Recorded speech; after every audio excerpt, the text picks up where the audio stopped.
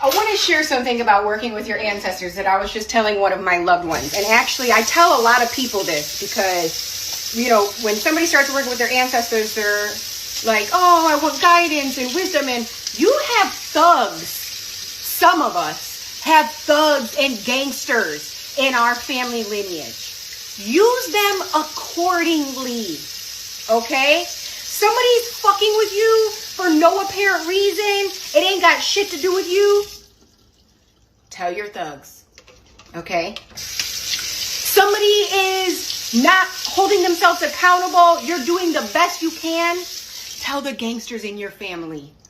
That's what they are there for. They're also on your side.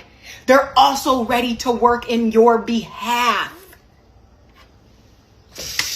So not just the benevolent ancestors that are healers and guides, the thugs.